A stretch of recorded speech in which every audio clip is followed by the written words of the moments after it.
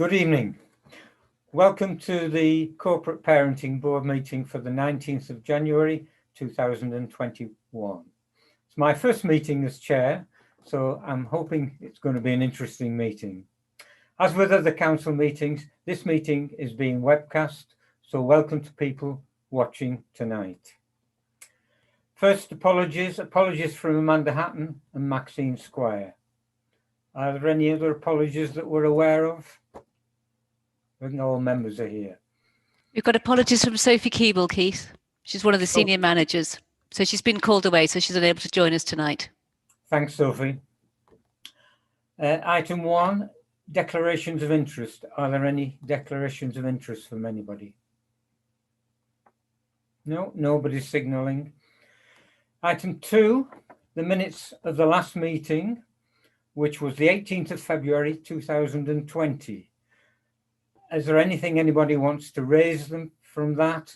If not, can I see anybody who is not happy with the minutes as they are? Good, thank you very much. We'll sign those as soon as it's practical to do so. Public participation, item 3. I'm not being advised of any public participation for the meeting this evening.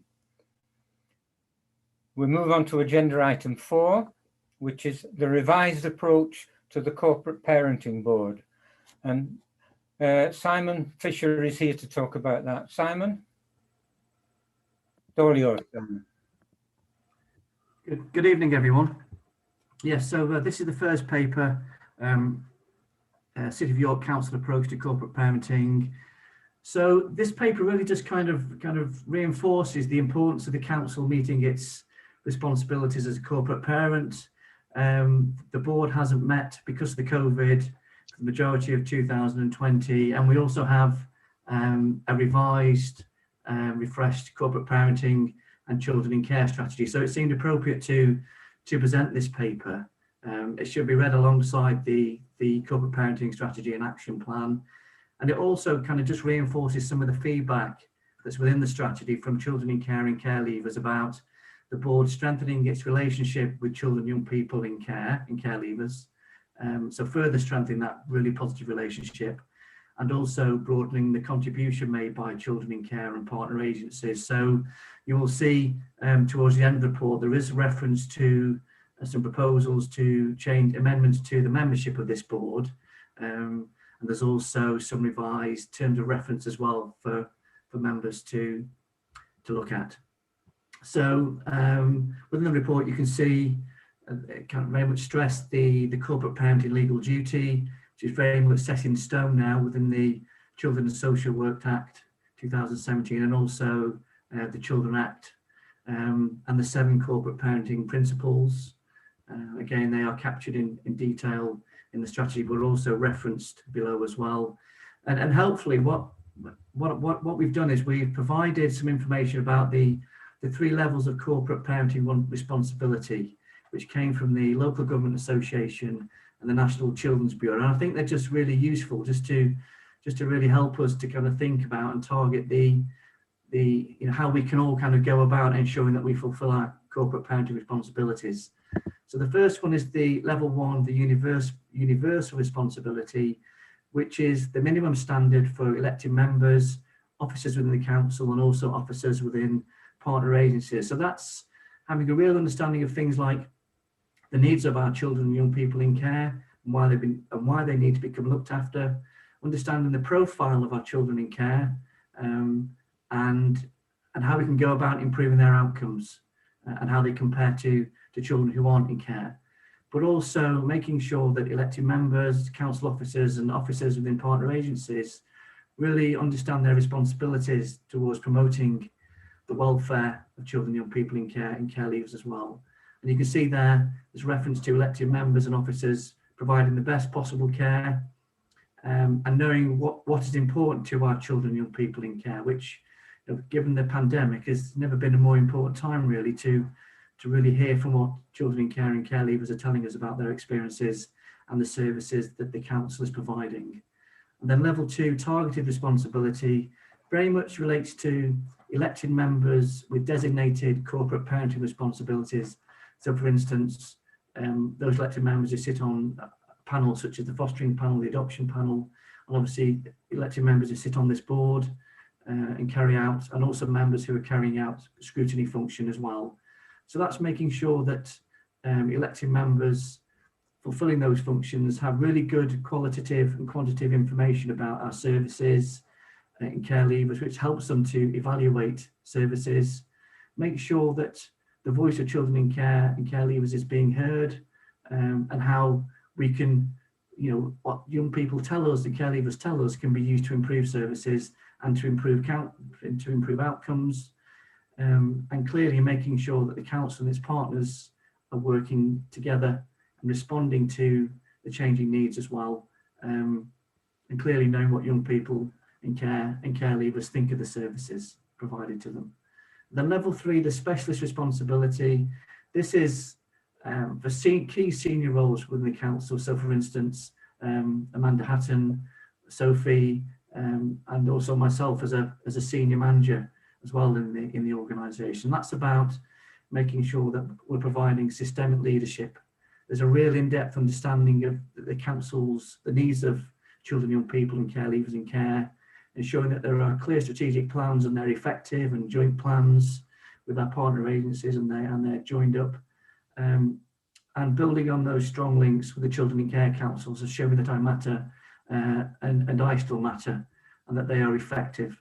There's also then reference to the children in care and care leaver strategic partnership, and basically the partnership, as I'm sure you're aware, is made up of senior leaders in our partner agencies, and it very much oversees the delivery of the corporate parenting and children in care strategy and action plan, and then the actions and recommendations from that partnership will be presented to this board going forward.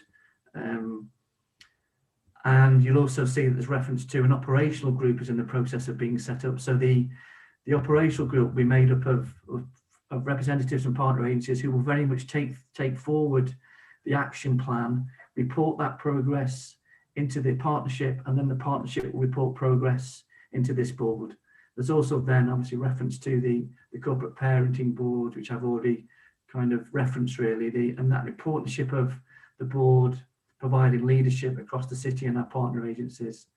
And I've also referenced here what children, young people and care leavers have told us about what they would like to see in relation to the corporate parenting board. So they've talked about stronger links between the corporate parenting board and young people, more representatives at the corporate parenting board from different services and agencies, and a more relaxed and interactive corporate parenting board. And actually some of this feedback has very much been used to kind of to make proposals around the membership, but also just to inform the council's approach to corporate parenting. And as I said earlier, really important that we're listening to young people and care leavers about their experiences, particularly given the pandemic which we're all living through.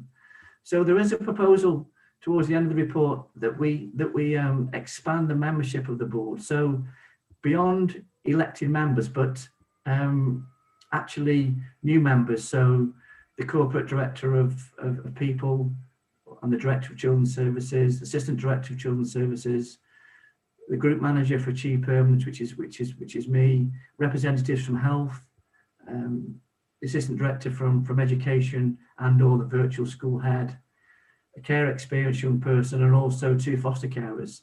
So very much that the membership isn't just elected members, but actually that these other representatives are co-opted into the membership of the board as well going forward. And then kind of likewise going forward, the board will receive updates from Show Me That I Matter and I Still Matter. And the board will also receive performance information as well from a scorecard. So the board will be able to see how the council is doing in terms of key performance indicators. And then I think that the corporate parenting board then becomes more than just a forum for elected members to oversee progress, but it's a more interactive board that young people feel more confident in coming to, and I suppose less like a committee. And that's not a criticism. It's just a reflection that we if we can move the board forward to make it more interactive and to broaden the membership, I think it could be even more effective. And certainly something that young people have told us they would like to see. So that's a quick rundown of the report. If there are any questions or queries. Yeah, thank you very much, Simon.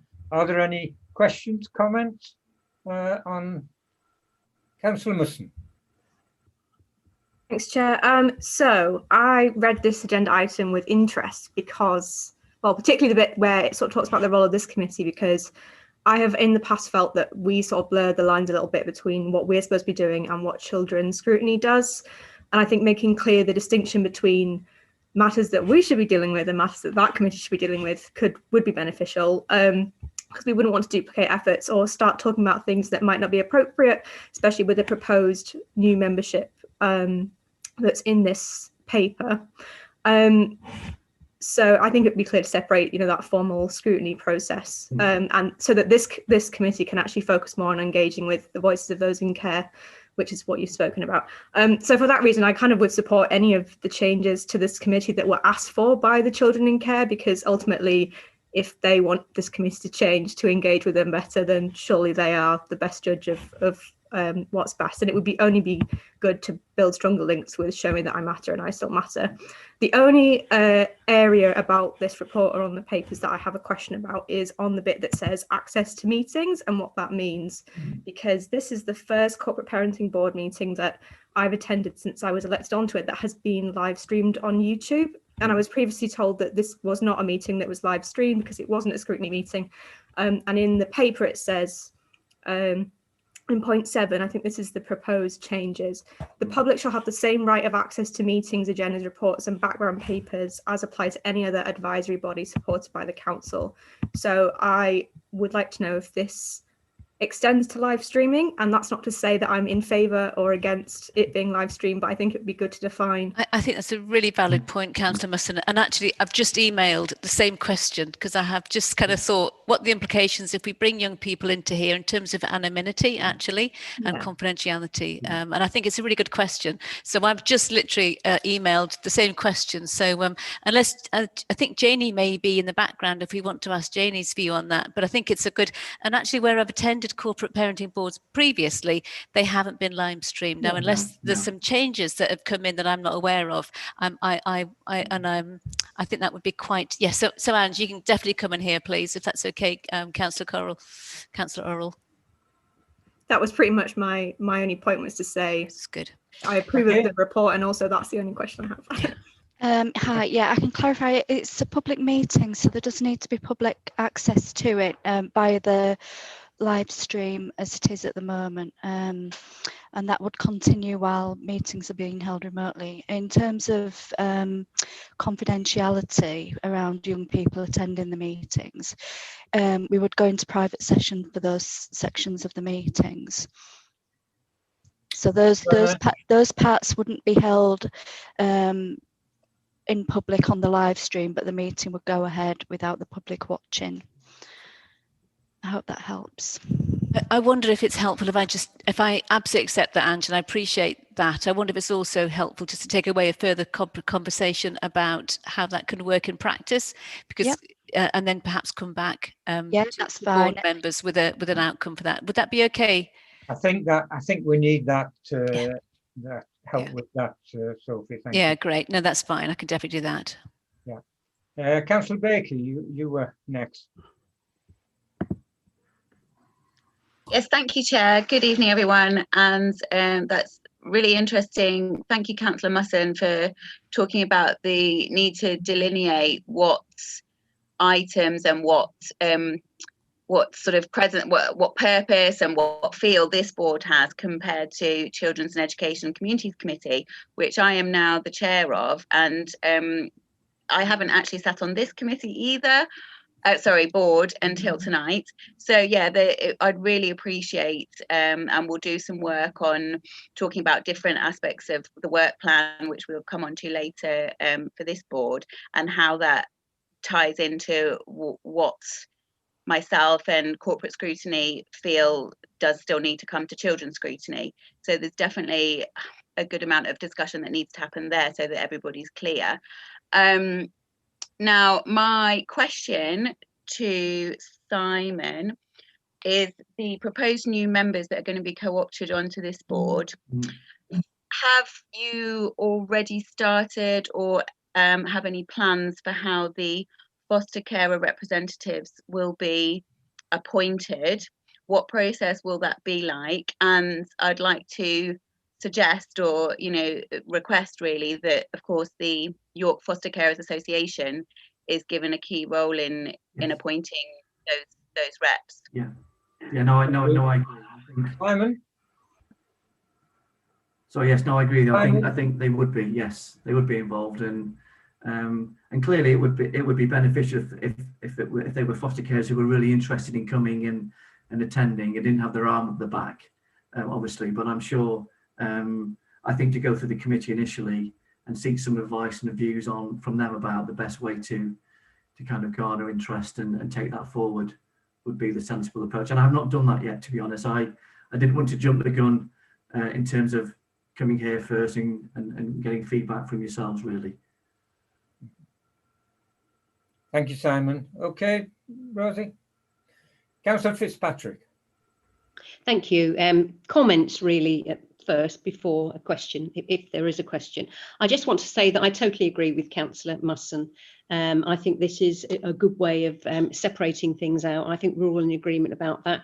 I think going back to the minutes of the last meeting, even a year ago, we were saying that we needed to listen more to what young people wanted and to incorporate them. So well done. I think this is a good way of separating things. My only concern would be that we don't lose the kind of scrutiny and challenge that we need to have. So we do need to, I think, as Councillor Baker's saying, I would agree with that. We need to look at how it links in with children's scrutiny, really, and whether we have coming to children's scrutiny from here as an item even. I know they're separate, but I just don't want to lose, because safeguarding is obviously so important, we know that. I don't want to lose the opportunity or any opportunity where we can ask questions, direct questions about how things are really. So just I'm slight concern about that, that's all. But I'm sure that can be addressed. And this does look a lot clearer. So yeah, I'm pleased with it. Thank you. Councillor Runciman. Thank you, Chair. I think Councillor Musson raises a very interesting point. For me, I would rather have looked after young people at the committee all the time and not just when we're discussing something about them, because the whole committee is about them.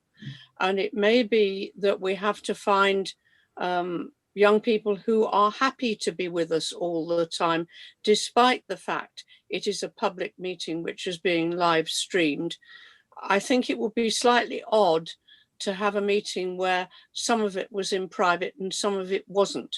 And I would hope that Sophie and Nikki will give us their professional opinions about that, and also what happens in other areas. I don't like the thought of excluding looked after young people and talking about them when they're not there. That doesn't sit comfortably with me. Can I come in again? Yeah, I've just in the time that I've obviously emailed, as I've said I did obviously whilst during Simon's report, Amanda's come back and absolutely confirmed. She's in a meeting at the minute dealing with hospitals, so you can imagine the pressure that she's under at the moment. So that's why she's sent apologies tonight. But she's absolutely saying that it shouldn't be live streamed if young people are in attendance, as you're saying, and as we've suggested. So she is going to pick it up with Dem Services outside of here. So that should hopefully give you some assurance that we are all saying the same thing. All right, Councillor Rowley. Thank you, Chair. I just want to echo the comments of my colleagues this evening. I think it's really important that we are seen as a very inclusive committee. I just have a couple of questions around balance, really. So, and again, I may need my understanding just updating, but there are certain statutory committees that the council has to have, the scrutiny committees, which we're aware of. My understanding about this committee, this board, is that it's a legal requirement upon the council to have this board in place, because we are effectively the corporate parents for looked after children. Totally get that, and totally behind that. My slight concern, and it's almost sounding as if I'm kind of going against what I've said in agreeing with what's been said, and it's a bit of a conundrum, I guess, is it would be the balance of this group. So, you know, does this group have decision-making authority? Whilst we are the corporate parents, what are our responsibilities if the group is enlarged, which I, in principle, I have no issues with? Would that in any way change the balance of the responsibility of the committee? So there's my questions. Thank you, Martin. Councillor Heaton. Thank you very much. Yes, I think in much similar vein, really, I think it's incumbent on us to be inclusive as possible. We need to make sure we're listening. I do agree with Fiona in that we need to make sure we can still ask those questions. We can make sure there's a scrutiny element within there, obviously within the new delineated structure. But I think we need to make sure we've got inclusion, and the inclusion for the young people as well in terms of the streaming. I won't go into pie in the sky ideas or anything like that. In terms of the live streaming, I think we need to be very careful in terms of discouraging young people from coming in terms of how we're actually broadcasting or making this available. So I think that's got to be a very careful consideration as well. Thank you very much. I don't see any further hands. Sophie, would you? Can I just come in and respond to Councillor Rowley, please, and just members. I think that Councillor Baker made a very valid point in terms of getting the balance between this not being a scrutiny committee, but clearly members wanting to have updates, have an assurance from officers, and obviously foster carers and young people when they attend board. And I think that the task of this board is going to be quite finely balanced between receiving information, receiving updates, engaging young people about their views in terms of their experiences, having an update from ourselves in terms of officers. But there shouldn't be any surprises that should come to members in meetings like this. And I would want to be absolutely assure members that if there were going to be issues that we were going to be raising that were contentious, that absolutely members would have been made aware of this in advance of a board. So it didn't feel like a scrutiny in that respect, really. And it might take us a while to get the kind of right tone between how we engage young people, what feels relevant for them in terms of an agenda. I think it's about how members would be assured of any issues that they felt needed to be addressed, that wouldn't necessarily come to this meeting as news to members, really, but that you would always have had the information in advance and that we would have been able to discuss those. And that's certainly been, I think, my experience elsewhere. It has felt very different to a scrutiny. When I've been in scrutiny, has felt very different to a corporate parenting board, which has felt more inclusive. And I'm sure members will be able to find that balance once foster carers, young people join us. Thank you. Yeah. Listening to everybody, there seems to be a consensus that the proposals in this item are acceptable to everybody. I think we now need to go away and get a mechanism for bringing them in, how we do that, what the decision is to do that. There isn't a recommendation to make a decision this evening, and I'm not sure that that's appropriate anyway. So we may need to bring a further report back to the next meeting as to how we're going to move this forward.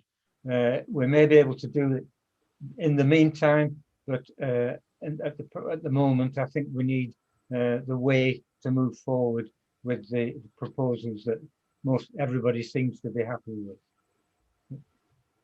Everybody okay with that? Thank Councillor Baker. Here we go. Thank you, Chair. I think Councillor Runciman was before me, but I'll just quickly say what I was going to say. I think we do need to do it in the interim, because if this board only meets quarterly, and I completely understand if capacity and feasibility senior officers say there isn't a mechanism to do it before the next board meeting, but I think we should aim to have the new members welcome at the next board meeting. Thank you. Councillor Inman. Thank you. I'd like to be absolutely sure that we're going to revisit 7, access to meetings, because I think that we're all expressing our doubts about that and our worries about it. So I'd like that that little section, access to meetings, to be referred back, and some wording to come round before the next meeting so we can see what the professionals are advising us.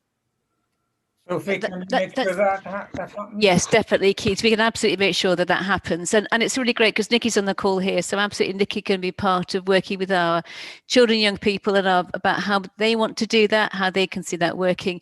And absolutely, Simon and his team will work with foster carers about how they can see themselves engaging. So, and we will certainly go to YAFCA. There's no question about that at all. So all of those, and we'll bring something, I think, to board members outside of these meetings so that we can have that ongoing discussion. So again, as Councillor Baker says, we don't have any delay, and hopefully we'll be able to get some representation for the next meeting. So yes, that's not a problem at all. Councillor Fitzpatrick. Thank you. I would like to say as well that the chair and I, as vice chair and chair, might meet with Amanda and possibly Sophie or whatever when we talk about forward plan as well, because I do agree that 3 months is a long time in between meetings, and we've had such a long time, a gap before. So moving forward, we do need to get things rolling as soon as possible. So a meeting outside of this meeting for chair and vice chair with Amanda and possibly Sophie as well. Yes, please join that. That would be great. Thanks very much, Councillor Fitzpatrick. And we can then put those proposals round to people so that they're fully aware. Yes. Thank you. Can we move on to agenda item 5, children and young people in care strategy? Again, it's Simon. Okay, so this is a new corporate parenting and children in care strategy that runs from 2020 to 2023. We've actually combined our corporate parenting strategy and children in care strategy into one overarching strategy, rather than having 2 separate strategies. And the 2 are very much linked, so it makes sense for us to do that. So the strategy will focus on our commitment to our children in care and care leavers, and supporting them and improving their outcomes and preparing them as best as possible for transition to adulthood. But also you'll see reference at the beginning of in the forward section to, for those children who no longer need to be in care, we will also through this strategy seek to safely discharge children from care where that is absolutely safe and appropriate. And you'll see in the report we've referenced the vision and the values that will underpin the strategy.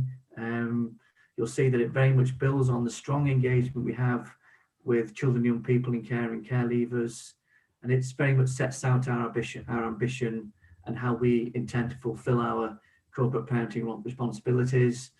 And it's underpinned by an action plan, and that is included in the agenda for today. So I will come onto the action plan once I've gone through the strategy and answered any queries with regards to the strategy.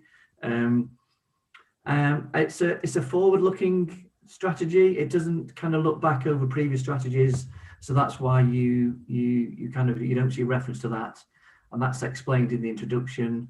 And actually, we've got a very solid foundation to build on, because our work with children in care and care leavers is some of our strongest practice. So there is a very, very strong foundation within this that we can build on with this strategy. You'll see there's reference to the definition of corporate parenting. What do we mean by that?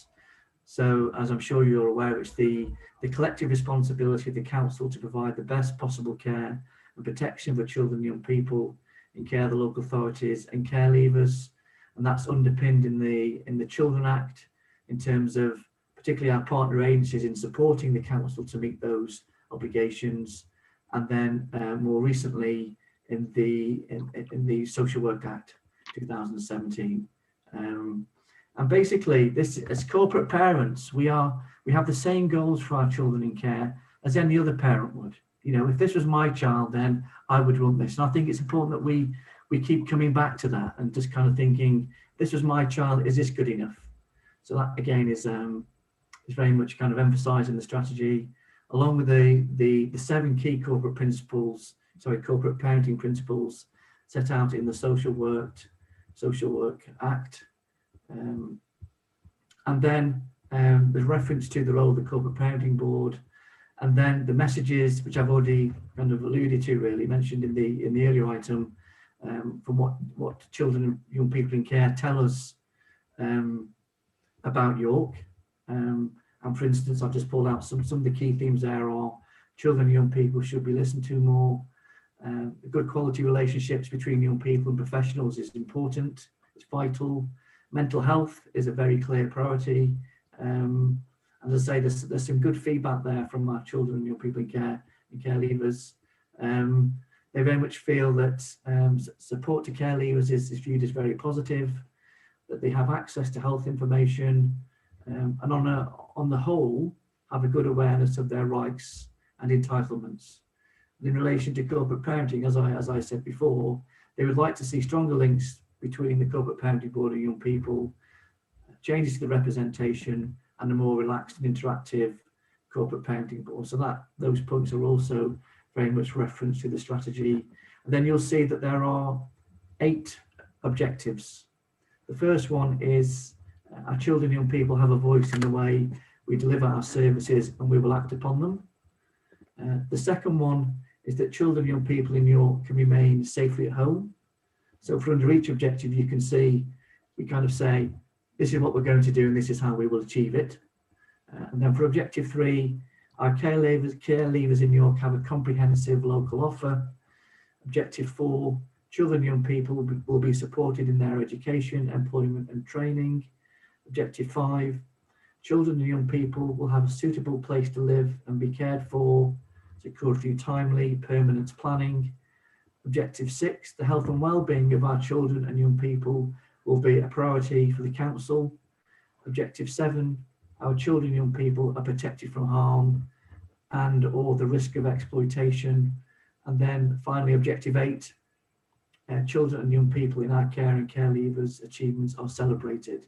And there's reference to oversight and accountability. And then the action plan very much goes into more detail around each of those objectives. So that's a brief overview of the corporate parenting and children in care strategy before I go on to the action plan. Can I just ask any questions at this point, or do you want me to go into? Would you like questions now, Simon? Okay. Are there any comments or questions to Simon at this point before he moves on? No. Carry on, Simon. Okay. So then, in terms of the action plan, you can see under each objective we say how we set out the objective, and then how we will achieve it, and then you can see that there are individual actions under each objective, and the plan going forward is that an operational group will very much take forward the delivery of this plan, which will be members from each of the partner agencies to deliver this strategy. That progress will then be reported to the Children in Care and Care Leaver Strategic Partnership, who will then report progress into this Corporate Parenting Board. And then in each meeting, as this plan becomes populated, and you'll be able to see where we are now, and the RAG ratings will be updated, linked to progress or any drift or delay. We'll be able to present to this board the progress that we're making in achieving this plan. But as you'll see, it's not fully complete at the moment. The activity it's just the updates in terms of where we are now. So there will be an operational group in February and an operational group in March that will add to this plan and start to take this plan forward. And then at the next Corporate Parenting Board in April, we'll bring an update and progress against these actions. But you'll be able to see exactly from the plan what actions we're proposing to deliver those objectives, and whether or not there's anything that we're missing or perhaps not emphasising enough from the board's perspective. Thank you very much. Any questions or comments to Simon? Sophie, would you like to add any more? Or? Yes, just apologies to everybody. A glaring error there on the plan. You can see that it was dated November 18 to March 20. We will just update that. Obviously, the dates in when those tasks will be done are clearly current. So apologies to members for that. It's just an oversight from the team. Apologies. Thank you. I don't see anybody wishing to ask questions or comments. So if we note the report, thank you very much, Simon. That's interesting. Thank you very much. Can we move on to agenda item 6, which is the Independent Reviewing Officer's Annual Report. This is Sarah Olrenshaw. Sarah. Hi there. Yeah, sorry, Councillor Rowley, you waving me wanting to say something first, sorry. Yeah, I'm really sorry, Chair. I only received this pack today, and you'll appreciate, given my profession, that every single day I'm snowed under. So I've only just got a chance. I'm trying to read this on the hoof. I appreciate the apologies were given earlier, but it really isn't ideal. I just noticed as I was trying to read through it, and I'm trying to read through it on my computer by closing the screen. It's not ideal. Forgive me, I'm a bit crabby. There was a reference in there to members that visit Wenlock House. My understanding was that that's not a part of what we do anymore. Can I just get some clarification on that? Because it was in that document that I've just read. Yes, it was, and I saw that as well. And you're quite right, because obviously as part of the Reg 44 arrangement, members used to visit as Reg 44 visitors. We now obviously have that arrangement done through our IROPs, our IROs who visit Wenlock Terrace. You're quite right to pick that up. And that was, it doesn't ever stop members clearly from visiting homes, but it's not part of the requirements of members to do that. So yes, you're quite right to have identified that. Can I have a supplementary, Chair? Carry on. Yeah, thank you. And hopefully that proves that I do actually try and read stuff. But I think it was the legacy one. You were quite right, because it used to be in the old constitution. It's no longer so. If I can just pick up, Sophie, on something that you just said, which was really encouraging for me, that members are able to visit homes. If we want, well, two things. Firstly, one is there value for those looked after children to engage with members of this committee, other than coming to the committee? And secondly, if you felt there was, and we were available to do visits, clearly I'm not available for quite some time, but if we were, what's the mechanism to facilitate that? The mechanism, I think, would come through me in the first instance, just by way of a request. And I think we'd have to really want to understand why that would be the case. So, as you know, we own the building, but we commission a provider to deliver Wenlock, the care for children and young people in Wenlock. It might be more interesting for members to visit the Beehive, which of course we've recently opened as our short breaks provision. And I think that might be more relevant to meet with staff. It's obviously an exciting new building to want to come and have a look at. It's where we deliver short breaks for our disabled children on an overnight basis. And it's been funded with our health colleagues, NHS England and ourselves. And I think that would be a more interesting sort of provision to visit and to see and to be a part of and to be aware of. And I think it is, and I think the young people there might be keen to meet members as well. But clearly at the moment with COVID, we're not in a position to be able to do that at all. And you'll be aware when we've come to open it, we've done a video and that's how we've introduced people into the building. That might be more appropriate than visiting children and young people in our care homes, unless specifically that was something that we put to them in terms of wanting to be to engage with members. At this point, I'm not necessarily sure it would be appropriate. Thank you, Sophie. Sorry, Sarah, you were interrupted. Your agenda. Yeah, no problem. So to cite the IRO report, then people are probably aware that independent reviewing officers, we're qualified social workers, independent in that we don't deliver anything to do with the day-to-day management of the caseloads. But what happens is that as a child becomes looked after, there will be allocated an independent reviewing officer who then usually stays with that child throughout their care journey. So quite often a child in care may have had the same independent independent reviewing officer for many years, during which time they could have likely had 4 or 5 different social workers. So the role of the independent reviewing officer is to help to make sure that each individual child understands the care planning decisions that are being made for them, that they're fully consulted in those decisions, and that other relevant stakeholders are fully consulted. If the child or young person is unhappy about anything that's happening with their care plan, it's the IRO's job to help the child to understand how they can get an independent advocate, how they could complain, ultimately how they might be able to make representation to the court. And the IROs also have a duty to be consulting children to help escalate any concerns that there might be about drift or delay or poor practice. So that happens on both kind of an individual basis, but also the IROs have this duty annually to report to yourselves as a corporate parenting board.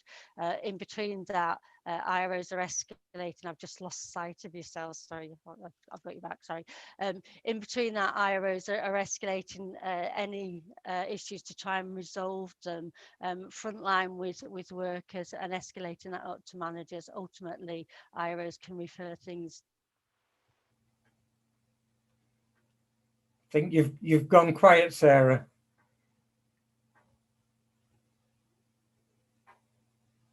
Should have gone to BT, apparently, according to Idris Elba. Chair, it's Richard Jackson here. Yeah, it does look like Sarah's frozen. I think right. we'll give it a minute to see if she comes back on. If she doesn't come back soon, we'll go on to item 7. Okay. Can I just answer Councillor Rowley's question whilst we're waiting for Sarah to come back? Yes, absolutely. Independent visitors are very much part of something that we use for all of our children in care. Hello, Sarah? No, still not there.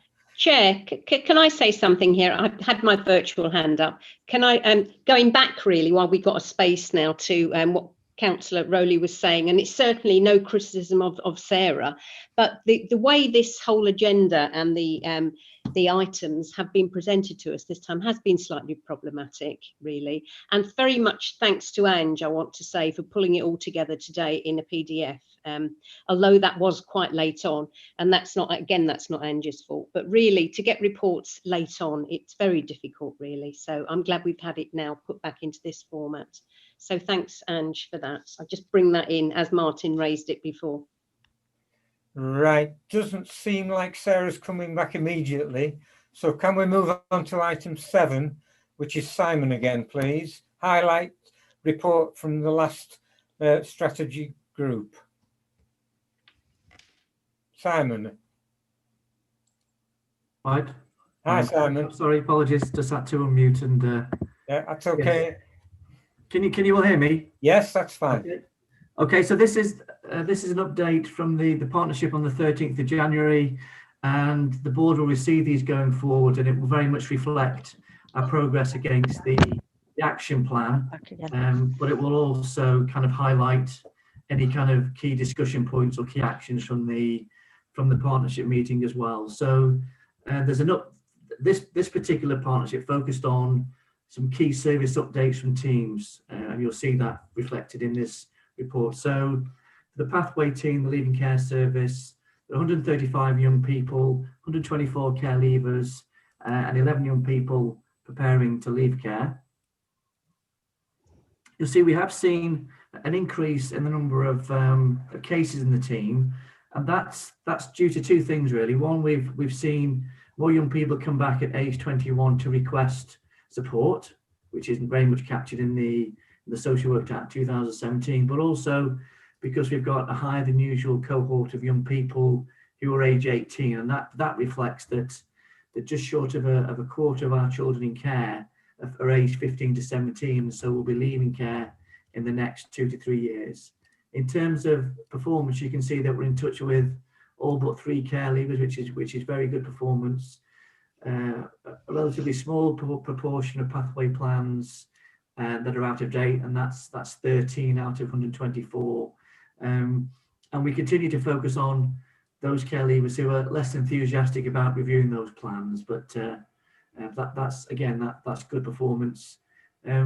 We did originally see a drop in young people attending education, training and employment, but with the work of the Pathway Education, Training and Employment Officer, we've targeted and increased that to 67.5%, which is really positive.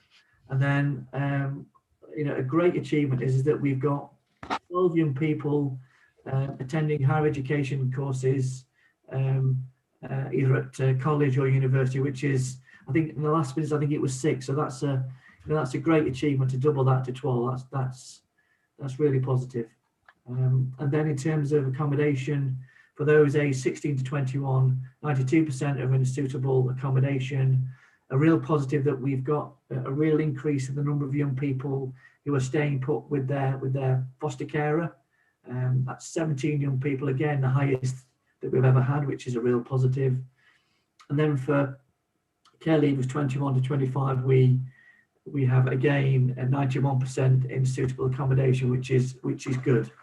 And then there's reference in the report to the support and experiences around COVID-19. So all of our care leavers have been risk assessed to determine those who need to be visited face-to-face and visited virtually. And that's involved us in some cases dropping off food and parcels to care leavers. The newsletter has been continued to be a really important medium for communicating, particularly care leavers, their experiences, and share those with us. So that's really positive. And then there's a quote at the end from a care leaver, which I think is very powerful, and kind of highlights the importance of the team in supporting care leavers, particularly during this very difficult time. And the team pride themselves on the relationships that they build with care leavers, and I feel that those positive relationships and the work that they've done to prepare them for adulthood has really helped them to get through these difficult times because of the pandemic. So that's the care leaving service. The children in permanent placements update.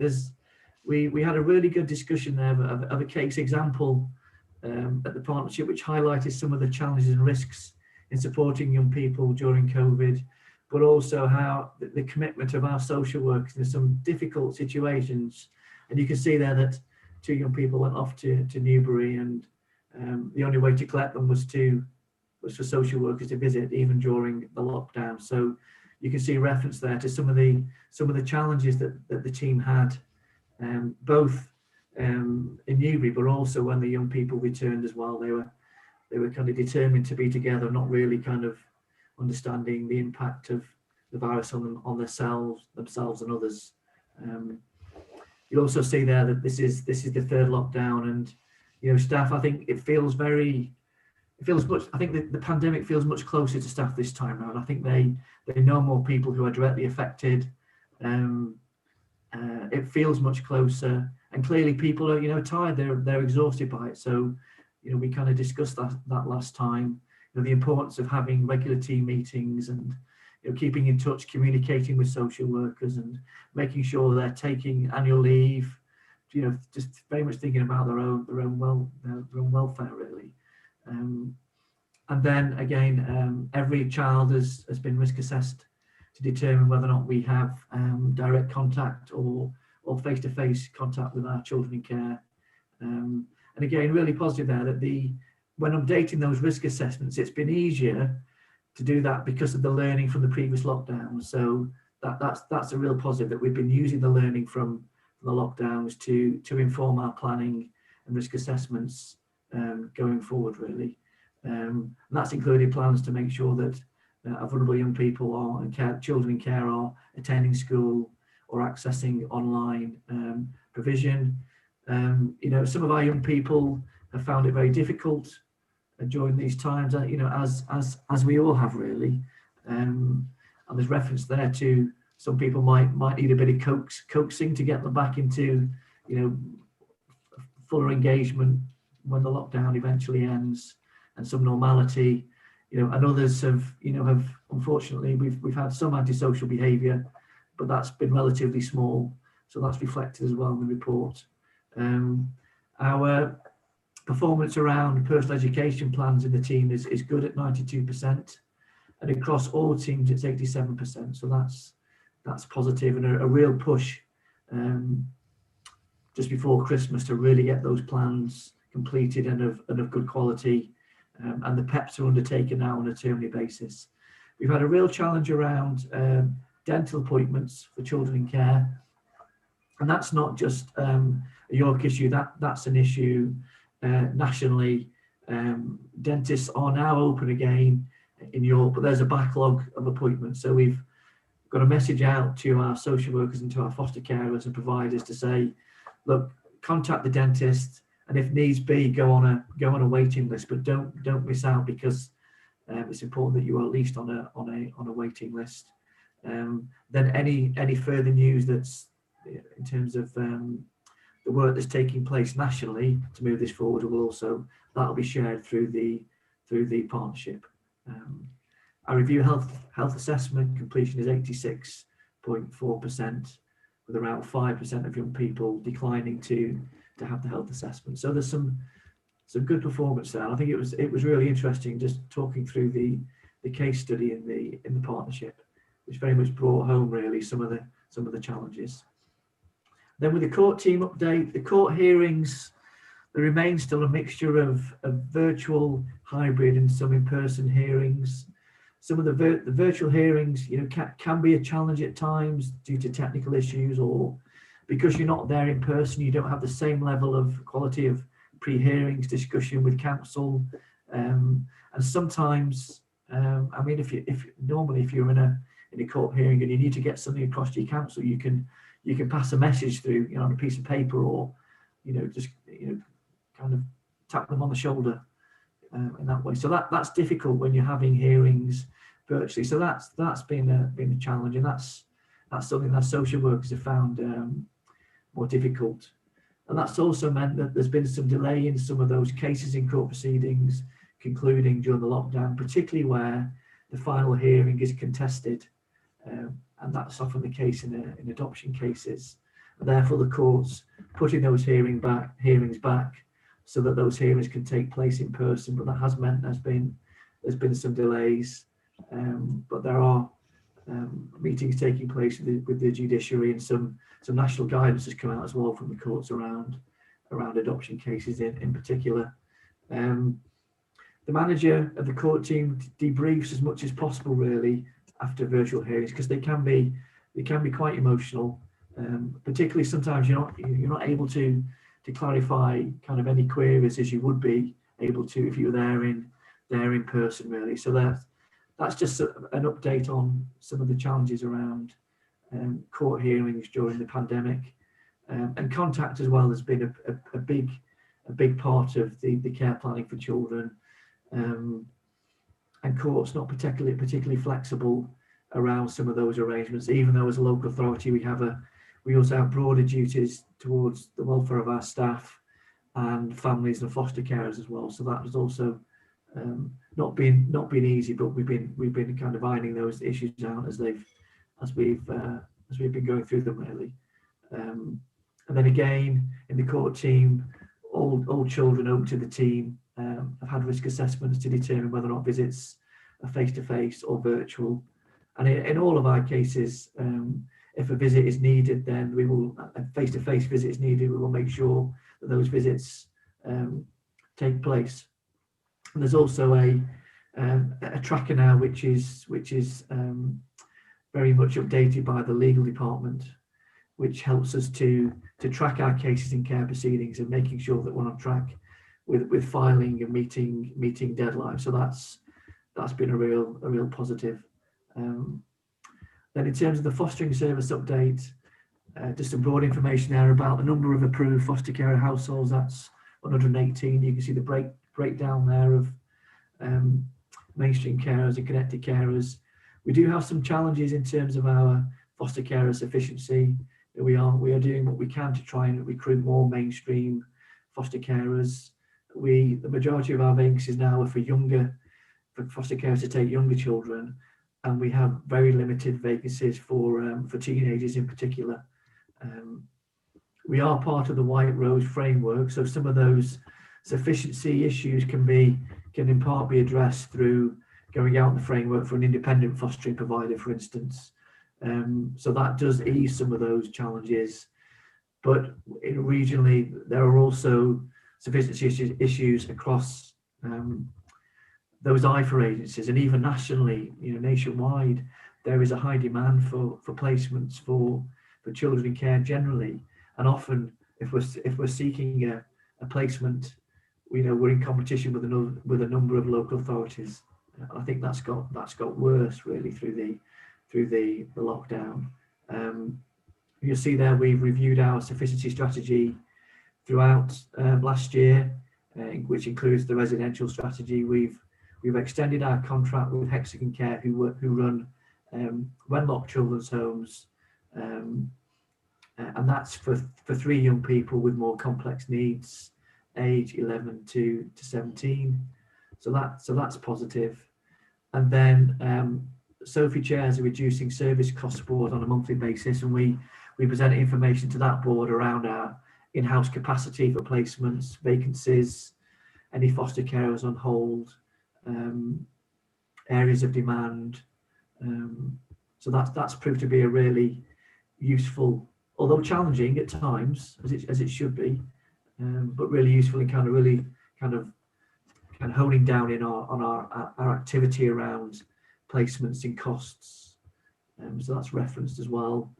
And then all of our foster carers, generally our foster carers have responded well to the lockdown, and all of our foster carers, we've risk assessed them all, just in terms of the level of vulnerability and the level of support that they need, and that includes again any direct visits or virtual visits as well. So we're just in the process of finishing off those assessments, but as I say, on the whole, our foster carers have managed well.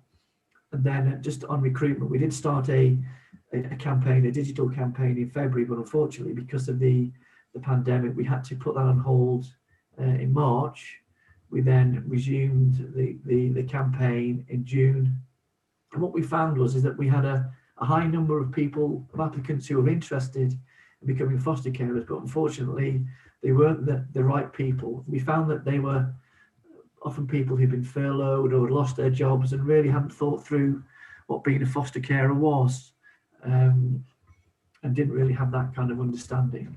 But what we have seen is towards the end of the year, we've seen a much better, we've seen an improvement in the quality of applicants. But unfortunately, we made a decision beginning of this month just to pause the campaign again, because we've got 2 months left, and we want to use the remainder of that campaign at the right time to give us the best opportunity to recruit some foster carers. So some real challenges there around our recruitment, and in the context of a pandemic. But actually, by the 31st of March, we hope to have approved 6 new foster carers, which against a original target of 8 isn't bad. So I think we just kind of need to reflect that it's been difficult, but better than I anticipated, if I'm honest, given the context. And then the assessing permanent carers team update. Workloads have remained manageable. I think the manager there thought that there'd be an increase after the first lockdown. We anticipated an increase in referrals into the front door, and more families who would need to be assessed as connected carers or viability assessments on carers. And what is interesting is the noticeable increase in step parent adoptions in the last 10 months, which is, we've never seen that before, and we think that's down to COVID-19 and people, concerned about COVID and putting some plans in place, in case anything happened, to those step parent really. So that's a considerable increase, which we hadn't anticipated actually. We had started to complete some of our assessment sessions face to face just prior to the last lockdown, but currently, due to the new lockdown, we've gone back to video calls and maintaining contact that way through virtual means. But we keep that under review. But actually, we've learned from that through the lockdown in terms of the technology, and we refined and made that better really. And it's interesting because you know, the pandemic has highlighted, you know, an over-reliance on paper, and therefore we'll be working with web services to bring applications onto an online system. Thank you, Simon. And the fostering panel has continued to be held online since March last year. Again, the technology is much better. I think people's use of it, understanding of it has really improved. We did trial the Attend Anywhere system, which is Zoom, but there was some complication with that. So we'll try that again, and certainly. Simon, I wonder if members have got any questions for you. Sorry. It's fine. I just wondered if members have got any questions about your report. Sorry. Can I go to Sarah first? Sarah, as you've seen, we've gone to Simon's report. We'll come back to you if there are any questions to Simon. Councillor Baker. Thank you. Simon, just as a point of interest about what you said last about one of the last points, step-parent adoptions, and the reason for this increase that we've never seen before, it was during the pandemic. Is the process to become a step-parent, adoptive parent the same roughly, or is it, you know, is it still quite lengthy and onerous? And I just purely thought, well, perhaps people at home more with their children have more time and they've thought about it more and they've thought, oh, let's now get on with it. So is there a dramatic difference in the process for step parents compared to adoptive parents that have nothing to do with the child originally? I think the main difference is that in adoption cases generally there's the court involvement, and we visit local authorities, issue care proceedings, there's regular care plans and statements to the court, and then our care plan becomes one of adoption, which is signed off by the agency decision maker. So there's that real scrutiny throughout the process of our care planning, and an IRO as well, really scrutinising our care plan, and then the court agreeing whether or not a plan of adoption is appropriate, and then agreeing for a child to be placed. So there's that big difference. But in terms of the assessment, we would still need to do a thorough and detailed assessment of the applicants to determine that that it's the right plan and the child isn't at risk and it's safe, really. So and the difference is really the difference would also be that it would be private law and public law. Yes. And so they're held in sort of different ways, really. So it's a private application that you would make to the courts for a step parent adoption, as opposed to a public law application that would be done through the courts, obviously, for a child with a plan of adoption to a non-known family. That's the difference. Predominantly, but it does tend to be a slightly shorter process. And it's interesting, sorry Simon to cut across, but it's interesting because often the children are interviewed because they do tend to be older children, which is different to children with a plan of adoption who obviously can tend to be younger. So step parent adoption will always involve the child, sometimes even going to court actually, and sort of being interviewed and even spoken to the judge. And sometimes I've even seen judges do some quite nice celebratory events where there's a step parent adoption that takes place. So it can be quite a nice process, actually, because like I said, it's done through the private law process. And it's interesting, Simon, because we have a view, don't we, that actually, because of COVID, we think that people are trying to formalise some arrangements, perhaps in a way that they haven't done previously, because of whatever COVID might bring for families, actually by formalising it into a step-parent adoption, that actually secures permanence for the child, and perhaps a way that maybe the parent wants that child to be, just in case something happens to them. So it's really interesting. Sorry to cut across, Simon. No, it's fine. No, Councillor Rowley. Thank you, Chair. Simon, you mentioned about the fact that we're recruiting foster carers, and if I read it right or wrote it down right, you said we've got 6 new couples or 6 new foster carers? It will be households. Yes. Household, yep. And you mentioned that there was a potential or is a shortage in younger children. How many of those 6 households are going to be looking after younger children, or are they all for older? The real shortage is for teenagers. No. It's for teenagers rather than, and again that's not unique to York. And we've got a mixture of those 6 applicants for younger children and for older and for teenagers as well. But I wish they were all for teenagers if I'm honest. But that's a challenge, and we're we are thinking through still, what else can we do to try and attract more teenage foster carers, and what can we do to encourage some of our existing foster carers to become teenage foster carers, and maybe some more financial incentives, actually, because there are challenges in in managing teenagers. It's a difficult time of life for some, and so those are things that we're thinking about, and we're taking a paper to the Reducing Service Cost Board, just more information about the recruitment campaign, and then what else do we need to do? What next do we need to do to try and build on that?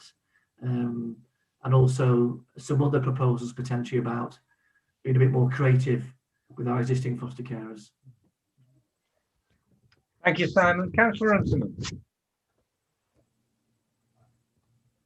Thank you, Chair. Just for information, as a member of the foster panel, we've got 2 meetings this week, by the way.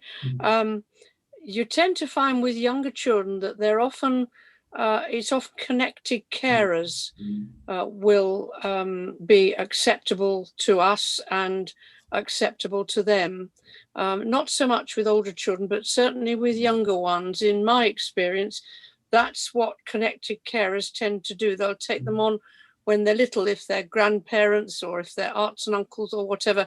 I think that's how you find it, Simon, isn't it? It is. Yeah. It is. Yeah. And you'll know, Councillor, the number of assessments of connected carers compared to our mainstream carers there's no comparison at the moment, is there? In that sense, we're assessing far more connected carers than we are mainstream carers. Yeah. Thank you, Councillor Baker. Thank you, Chair. So on this question of sufficiency in recruiting foster carers, now I totally understand the point that this is not unique to York. And it's, this isn't, I'd love to delve more into how, and it's really interesting you've said that you're taking a paper to, what was it, the Reducing Services Costs Board. So it'd be good to see that. But my question is, of the 118 foster carer households that you currently have, as a proportion of is it 260 something children care? 279. 279, yeah. Oh, 279. Oh, goodness me. Right. So, it is a pretty, I don't know what it is, 40%. It's quite low. Well, it is very low. And throughout the IRO report that we're going to come on to in a bit, it's referred to as we've only got, and this is just, it's not enough. And I think that's a key theme. Yeah. Is that, do you know, can we have some comparative statistics to other comparable authorities as to how that proportion looks? At the moment, I think as a proportion, it's about 64% of our children in care are in foster care. So, I mean, and that is lower than the national average, which is kind of mid-70s, and we have seen that percentage fall. We have an aging population of foster carers, and we do need to recruit some, pardon the expression, but some new blood, really. Yeah. To kind of mix it up. But yeah, we've seen our sufficiency in that sense, the stability kind of fall. And in all honesty, until we can recruit more mainstream carers, that's a risk that will continue to fall in that sense. But it's about 64-65% at the moment. So for example, some children will be placed in residential care, and some children will be placed with parents, so actually looked after, but in the care of their parents. So we have some children living at home on care orders. So that's like, it helps understand that breakdown. Yeah. Thank you, Sophie. Thank you, Simon. I can't see anybody else on this item. Can we go back to Sarah, please? Hi, I'm really sorry I got broken off. I don't know how much you did or didn't hear, but I'll try and keep it really short and sweet for you. So, I mean, the report that you've got, it is obviously last year's annual report, so 2009, so it's pre-COVID, so it does seem like a lifetime ago, I have to say. What you'll see in the exec summary, really, it kind of says it all. It's really generally what we're reporting is positively on kind of what we saw in 2019, 2020, in that children's social care did quite a lot of reconfiguring that year in terms of focusing resources very much on the most vulnerable children. So there's very much a focus on children's subjective protection plans, the permanence plans. So there's a setup of a number of new teams. As part of that, there's a reconfiguring of the IRO service as well. So we used to oversee children subject to voluntary support services. That was taken away and rightly put with children in need teams, which was better for that cohort of children, but it also meant that IRO's caseloads came down by a third so that we could really focus on children. And during the year, what you'll see described is that the number of children subject to child protection plans and subject to and looked after in that reporting period significantly spiked. Now that was an anticipated climb, but very much it was about refocusing the services on that. And what I've described in the report is alongside, we saw, so prior to that, York's numbers of children looked after was below the national and regional comparators, and it came kind of up level and then sort of exceeded for a while. As I say, and that was all part of focusing on trying to get back to really where we were, making sure the right children were in the right place. Alongside that, IROs were focusing as well on the children subject to protection plans as well, and the threshold decision making to try and make sure absolutely that there was really robust gatekeeping, the right children coming into care. And what we saw is you'll see described is the cohort of children.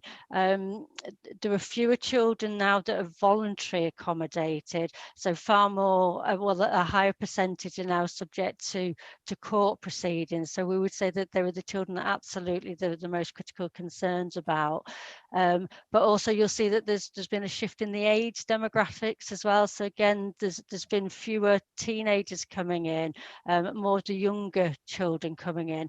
And again, we feel that's very much has been a real push across children's services about permanence planning, making sure that children are with long-term stable, settled families.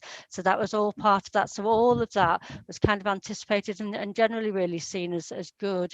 In the middle of all of that, what the children themselves are saying is that placements generally they feel safe, they feel happy, and IROs generally have not raised, they've reported that most children are in the right placement, do have the right legal status, have the right care plan.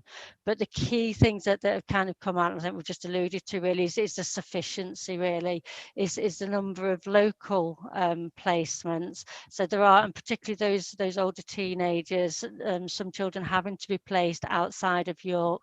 I mean, there is a small cohort where it's the right plan for them to be outside of York, and sometimes some children are placed at a distance to be with family members. So not all children outside of York is it a negative thing, but there are more children outside of the city than we would want to be. And again, positively, that the rationale behind all of that and what people are doing is well understood. And I'm sure the board's seen before the sufficiency strategy that that's being implemented now to try and address that. And Simon's just been alluded to some of the difficulties, obviously, that COVID, on top of everything else, has kind of introduced in terms of recruiting people and being able to move on with the local resourcing.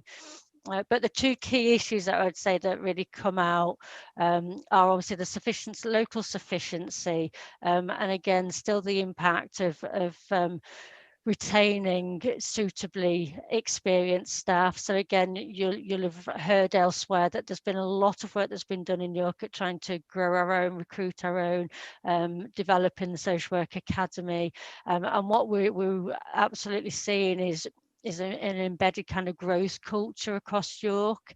And in and amongst all of that, IROs have been trying to embed sort of implementation of good standards, adherence to compliance standards. And so across the year, we've kind of embedded live reporting and weekly reporting in a way that we hadn't done in previous years. So in terms of raising individual escalations and issues for children, generally what we're saying is any big issues tend to be sorted out very quickly, and IROs actually don't really often have to get involved because the normal line management are doing that. The issues that we often get caught up with has been process issues. So things like sometimes just the and I'm not saying just, it's still important, but health assessments, education plans, things like that getting moved on. And again, there's an industry of work to be reporting on those much better, really. Thank you. I Thank probably you, said about everything. Is that okay? We'll go to questions from members if that's okay with you now. Any questions to Sarah? Councillor Fitzpatrick. Thank you. That was very interesting. Thank you, Sarah, on that. And I think it's encouraging to note that, say, over the last 18 months, Sophie will know better on this. You know, we were hearing, certainly from peer reviews, some concerns about IROs, and that maybe the independence wasn't always there in some cases. It was social workers doing it, in fact, who inappropriately, or shouldn't have been. It should have been done more independently. So that's good. Things have improved. But bearing in mind that we're still talking about, we're not talking about this moment in time, and COVID has happened.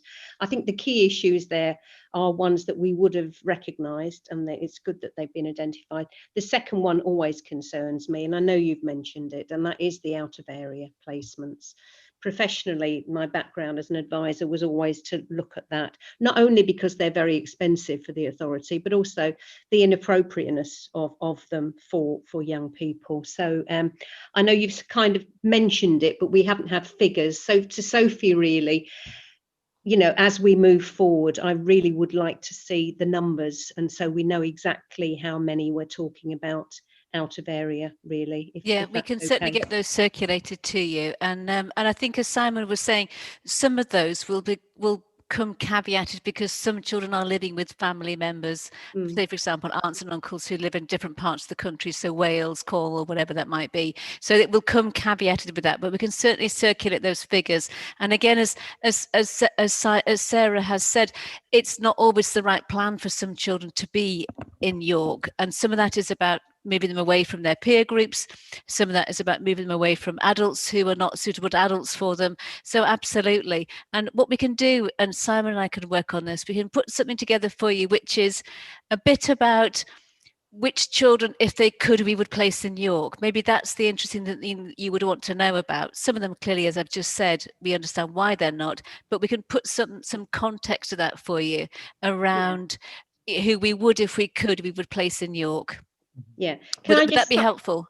Yes, supplementary, Chair. If I could just come back on that for a second and say, I think what I'm really concerned about is just the one or two, if any, that might fall into the NEET category.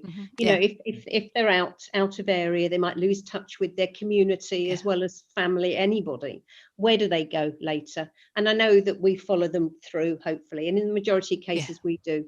But it's just at the moment, in the current climate, we just don't want people ending up homeless or on the streets. Oh no, God, we certainly wouldn't want that to happen. And I think if what Simon and I can do is perhaps circulate a side of A4 with an assurance report for members about those children who were placed out of the city, and then a little bit of an overview about what plans are for those. Would that be helpful? Yeah, thank you. Sophie, thank you. Okay. Thank you. Yes, just in terms of further information, and this is something that came up at the last Children Education Committee, where we're looking at sort of like big time that children are in care, and when we're looking at the length of time that they're in these bridging facilities that are mentioned in 5.11. So if we could get some figures on that, I mean, if we have them at the moment, but if we could have some figures on that, because I think the length of time children are actually in care in the city, we want to be reducing as much as is reasonably possible. Can we do that, Sophie? Thank you. Simon, did you have anything to add to Sarah's?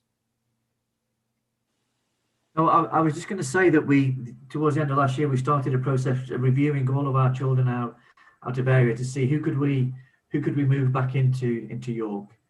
So we started that process, and we also know that we need some semi-independent accommodation for our 16 and 17-year-olds. So that step down from a residential placement to semi-independent living. So you're supported to live independently, but you're not on your own yet. There's somebody there to help you. We know that we need more of that provision, and that will then help to prepare young people for adulthood. It's that step down. So, and Nikki will be able to say a bit more about this, but we've started to work through a consultation with our children in care and care leavers to talk about the semi-independent accommodation. What type of accommodation would they like, and just to make sure that we're capturing their wishes and views around that, because that is a gap as well in our sufficiency. And then we could step more children down then from residential placements into that semi-independent living.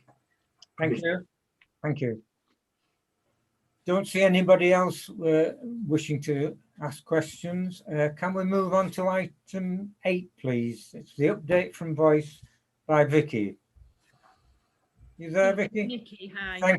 Nikki, sorry, I beg your pardon. No, that's fine. That's fine. Are you happy for me to stay and just listen to Nikki's piece? Is that okay? Absolutely, Is that okay? yes, Yeah. absolutely. Super. So just taking you through the brief report that I've just provided, it gives a highlight of the 3 different strands of voice work that we wanted to just sort of update members on today. So the first section in relation to our Children in Care Council and Care Leavers Forum, so Show Me That I Matter and I Still Matter. Just to say that the groups have throughout the pandemic have continued to meet on a monthly basis, be that remotely, so via Zoom sessions. We're also engaging with young people around consultation via Facebook and via live messenger. Those groups have also continued to have the opportunity to meet with senior managers and elected members on a quarterly basis. We had our most recent January meeting that took place last week. So in addition to these meetings, representatives from Show Me That I Matter and I Still Matter have continued to play an active role in training. So they've continued to be involved in the Skills to Foster training that takes place with prospective foster carers. And we have a plan for that to continue throughout this year. They've also taken part in delivering a workshop to social workers as part of the Adolescents Practice Week that took place in November. And we had a representative from I Still Matter who opened the City of York Safeguarding Children's Partnership Development Day, also that took place in November. In terms of the issues that are sort of continue to be discussed and raised by these 2 groups, sort of some of the main themes that are coming through is that we're having regular discussions about the impact of COVID-19 on young people in care and care leavers. And on the whole, young people who are attending these groups have reported a good level of contact with their social workers, so with face-to-face visits taking place when needed, but also that being complemented with video calls when needed also.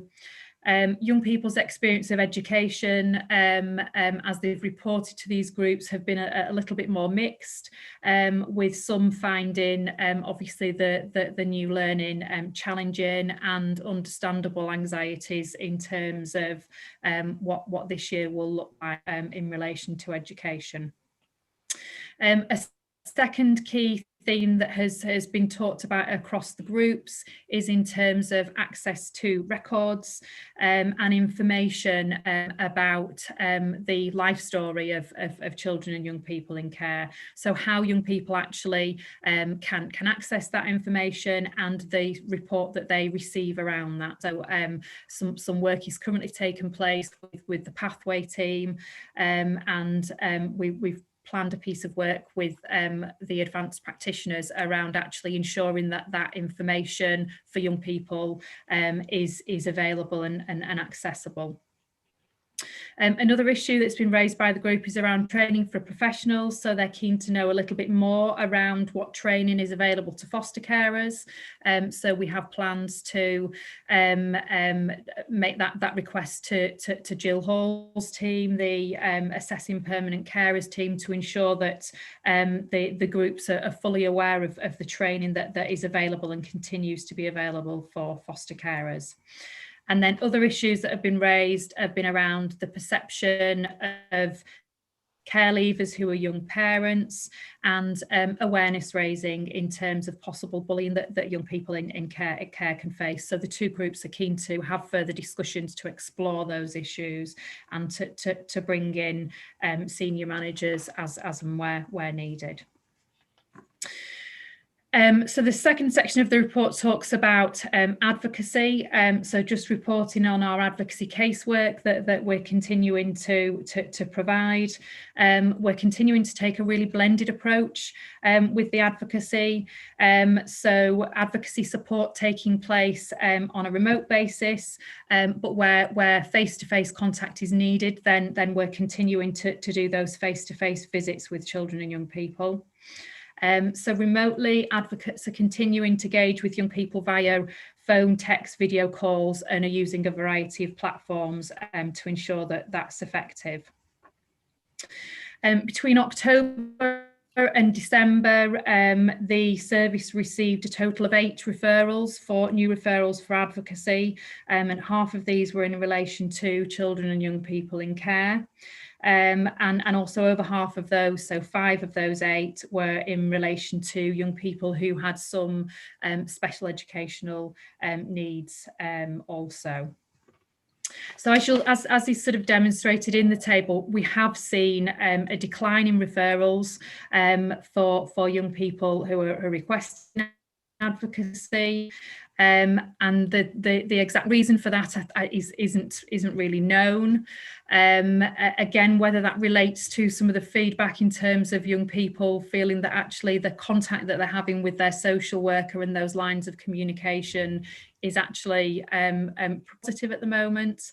But just wanted to assure members that as a service we're continuing to really ensure that professionals are aware of the advocacy provision and are promoting that with young people, and we're continuing to send that information out about young people's rights and entitlements for advocacy in the new to care packs that they receive when they first come into care, but also in the quarterly newsletters that are sent out to all children and young people in care and care leavers. And then finally, just wanted to bring to your attention a new online platform that we're now using as an authority called Mind of My Own. And this is a really accessible and empowering online tool that young people can actually engage with to express their views and wishes and feelings and share those directly with workers. So there are 2 versions of the app. There's the One app, which older young people can use independently, and then there's the Express app, which is really aimed at either children and young people with additional needs or younger children, and that's really accessible and pictorial and a really good tool to really support our workers in gathering the voice of children and young people. Since October, we've trained 144 workers in using Mind of My Own. So that's workers across the social work teams, pathway team, the IRO team, as well as my team, Children's Rights and Advocacy, and the local area teams as well. And whilst it's still really early stages with using Mind of My Own, certainly at the end of December, we were aware that 37 statements had been received from children and young people, which really just highlights that we are now starting to really use and embed Mind of My Own as a tool to support voice. Brilliant. Thank you, Nikki. Any questions or comments from anybody? Councillor Fitzpatrick. Not a question, but a comment. I just want to say to Nikki how much I enjoy going to the Show Me That I Matter and I Still Matter meetings, and the one recently was very interesting. So yeah, they're good. So thank you for that, and it really is an interesting meeting to go to and hear what they have to say, really. And I'm particularly interested in the online platform as well, to see how that develops. Yeah. So thank you. Thank you very much, Nikki. That was interesting report. Thank you very much for bringing it to us tonight. Councillor Baker, you just came in time there. Oh yeah, just a quick one. Obviously, we've mentioned the online platforms and participation work all being carried out remotely. Have you had any issues with digital inclusion at all with any young people? I think we have struggled to engage some young people with online work. We've really spent time speaking to young people about what that's around. We've just started within my team certainly using the Attend Anywhere as an online tool, and we're really hoping that will certainly have real benefits to our advocacy work that we're doing. And I think it's a really difficult one. I think for some young people, they're really comfortable using Zoom and using the variety of online tools that are there. For other young people, they're not so keen, and whether that's a bit of Zoom fatigue in terms of spending a lot of the time doing online learning through remote sessions, or whether it's something else. But certainly for those young people who are saying that they don't want to do it remotely, then we are absolutely looking at ways so that we can actually link with those individuals, and whether it's having conversations with them, or where possible, individual face-to-face meetup, to do it through the online platforms. We're not losing them, and that we're still able to include their views. I suppose I just wondered whether there'd been any cases, I just wanted reassurance really that where there have been cases of particular needs of not having internet devices, enough internet, all of that, you know, real practical issues, you are funding and practically sorting those problems out for those families. Yeah, I can give that assurance, Councillor Baker, that we've made sure that we have access to smartphones or ways of contacting all of our children, young people in care. And I just also want to give an assurance, because we have a risk assessment, a COVID risk assessment on every single child open to the service, and that risk assessment at the moment is being updated every 2 weeks by their social worker, and that risk assessment looks at when and if they should be seen face to face, or if they should be contacted and seen virtually. Now, clearly, you know, we've got a public duty, a public health duty, not to be transmitting COVID wherever possible. However, we also need to be making sure we're seeing our most vulnerable children. And so every risk assessment, as I say, is updated every 2 weeks. And that will include things like you've just said. Are we able to contact a young person virtually? How comfortable are they to be to go and see them face to face or not? So we ourselves want that assurance as well. Okay.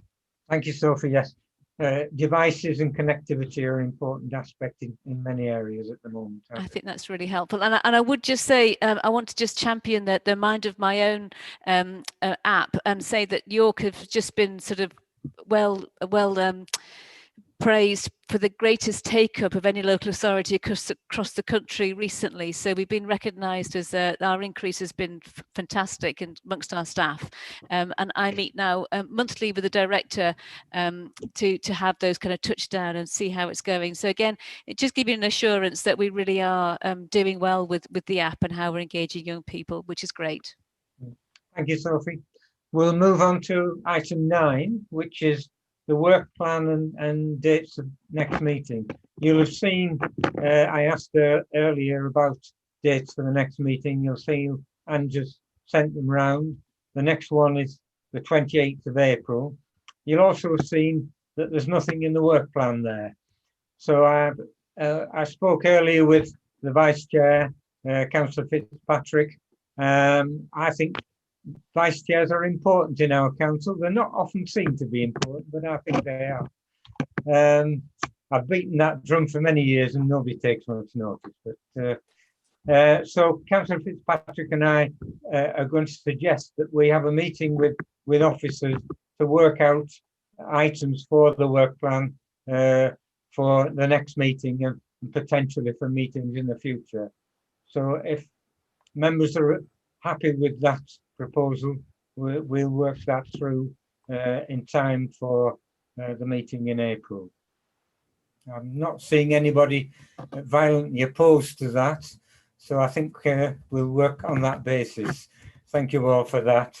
I don't have any urgent business, so thank you very much. Thank you particularly for officers for the reports, which are very detailed and very interesting.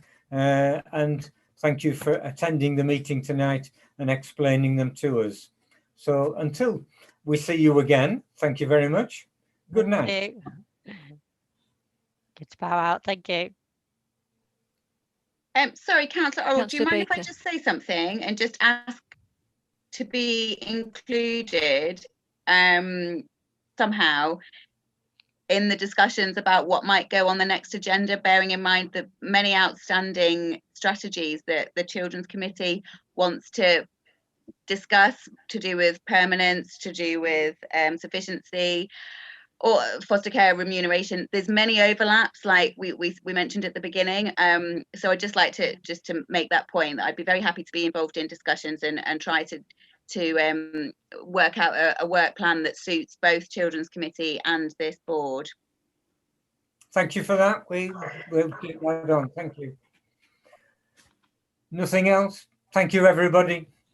Good night. Thank you. Thank you. Good